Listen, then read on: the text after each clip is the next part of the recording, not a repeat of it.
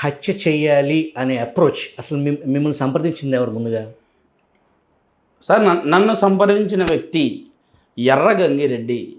నాకు ఫస్ట్ వాళ్ళ ఎర్రగంగిరెడ్డి దగ్గర పిలిచిపోయిన వ్యక్తులు కూడా ఉమాశంకర్ రెడ్డి, సునీల్ యాదవ్. వీళ్ళిద్దరు కూడా నన్ను పిలుచుకొని పోయి ఈ విధంగా చేయాలన్నప్పుడు నేను నమ్మలే.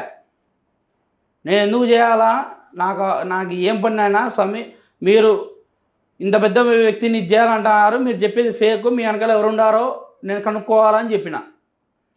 దాని తర్వాత 2 రోజులు టైం తీసుకున్న ఎర్రగంగిరెడ్డి భాస్కర్ రెడ్డి, అవినాష్ రెడ్డి దగ్గర పిలుచుకొని పోయినాడు. భాస్కర్ రెడ్డి, అవినాష్ రెడ్డికి కనీసం కుక్కను చంపడం కూడా చేత కాదు. జగన్మోహన్ రెడ్డి అండ లేనిది, ఆజ్ఞ లేనిది ఈ పని జరగదు.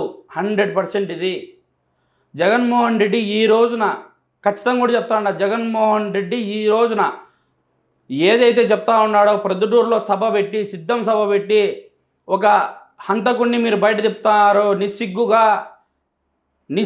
బయట చెప్తా, ఈరోజు నిస్సిగ్గుగా బయట చెప్తా, అన్ని విధాలుగా అన్ని రకాలుగా బయట చెప్పుకుంటూ తిరుగుతూ ఉన్నాడు. వాడిని ఇడిచిపెట్టినారు, అమాయకుల్ని పట్టుకున్నారనే మాట మాట్లాడాడు. ఈ పొద్దు పూర్తి స్థాయిలో ఖండిస్తాడా. ఈ పొద్దు హత్య చేయించిందే నువ్వు, ఈ పొద్దు మాట్లాడే అర్హత నీకు లేదు. ఈ రోజున నువ్వు ఎందుకు మాట్లాడుతున్నావు, ఏ దానికి మాట్లాడుతున్నావు పూర్తి స్థాయిలో ప్రజలకు తెలుసు. నేను అప్రూవర్గా మారక ముందే ప్రజలకు ఒక అవగాహన ఉంది. ఎవడు వివేకానంద రెడ్డి అనే వ్యక్తిని ఒక పూర్తి స్థాయిలో రాజశేఖర రెడ్డి గారి కంటే, వైఎస్ రాజశేఖర రెడ్డి గారి కంటే అత్యున్నత స్థానంలో నిలిచిన వైఎస్ వివేకానంద రెడ్డి గారిని ఈ రోజున అత్యంత కిరాతకంగా వాళ్ళ ఇంట్లోనే దూరి, పులివెందుల్లో ఆయన నివసించే ఇంట్లో, వాళ్ళ ఇంట్లోనే దూరి చంపిన వ్యక్తులుగా మేము ఉన్నామంటే ఈరోజు జగన్మోహన్ రెడ్డి అండలేంది మేము ఎందుకు ముందుకు పోతామనేది మీరు ప్రజలందరూ కూడా ఆలోచన చేయాలా. ఈ రోజున కూడా ప్రజలందరికీ తెలుసు ఎవడు హత్య చేయించినాడు, ఎవడు ఏందనేది. ఈ రోజున పలానా పార్టీ మీద బురద తల్లినారు. ఈ రోజు కానీ నేను అప్రూవర్గా మారకోకుండా ఉంటే ఇప్పటికి కూడా, ఈ రోజుకి కూడా టీడీపీ మీద వాళ్ళు పూర్తి స్థాయిలో విమర్శలు చేసేవాళ్ళు, పూర్తి స్థాయిలో వాళ్ళ మీదనే కంటిన్యూ చేసేవాళ్ళు. వాళ్ళు ఎంత డబ్బు ఆఫర్ చేసినా కూడా, కొన్ని కోట్ల రూపాయలు వాళ్ళు ఆఫర్ చేసినారు నాకు, కానీ నేను తగ్గలే. ఎందుకంటే నా మనస్సాక్షికి నేను చెప్పుకున్నా, అప్రూవర్గా మారాలని నా మనస్సాక్షికి చెప్పుకున్నా. వాళ్ళు ఇచ్చిన కోట్లు కానీ, వాళ్ళు ఇచ్చిన డబ్బు కానీ నా ఎంట్రుకతో సమానం అని చెప్పి నేను ఈ మీడియా ముఖంగా తెలుపుకుంటాడా. ఖచ్చితంగా కూడా చెప్తాడా, పూర్తి స్థాయిలో ఇది ఖండించదగ్గ విషయము.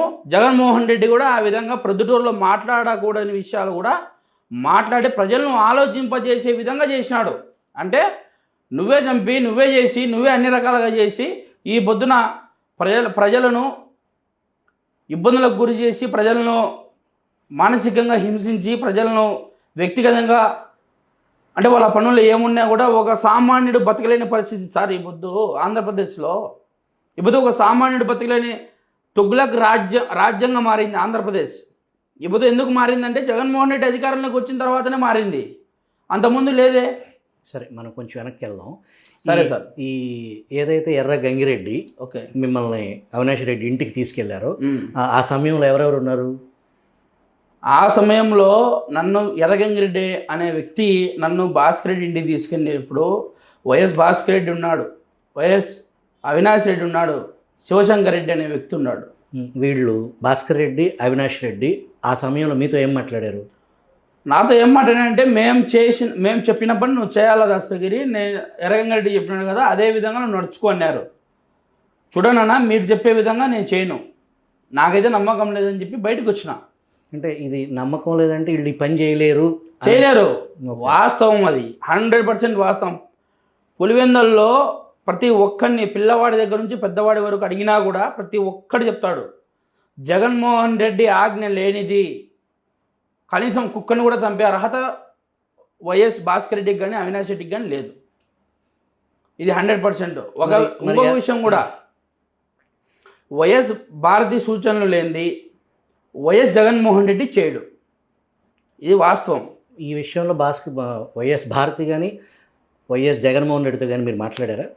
వైఎస్ భారతితో నేను మాట్లాడలే, కానీ వైఎస్ భారతి, వైఎస్ జగన్మోహన్ రెడ్డి ఇద్దరు ఉన్నారనే విషయం నాకు తెలుసు. జగన్మోహన్ రెడ్డి అనే వ్యక్తి వైఎస్ భాస్కర్ రెడ్డి ఇంట్లో అవినాష్ రెడ్డి ఫోన్ నుంచి నాతో మాట్లాడడం జరిగింది. జగన్మోహన్ రెడ్డి మాట్లాడాడు. అవును, జగన్మోహన్ రెడ్డి ఏం చెప్పినాడంటే పూర్తిగా దస్తగిరి నువ్వు వాళ్ళు చెప్పిన పని చేయి, నీకేమునే నేను చూసుకుంటా అని చెప్పినాడు. నేను కూడా దానికి అంత పెద్ద వ్యక్తి మనతో మాట్లాడేటప్పటికీ నాకు వాస్తవంగా భయం వేసింది. ఈ వ్యక్తి మనతో మాట్లాడేంత స్థాయా, లేకుంటే ఈ వ్యక్తి మనకు చెప్పేంత స్థాయి ఉందా అని చెప్పి నేను ఆలోచన చేసిన.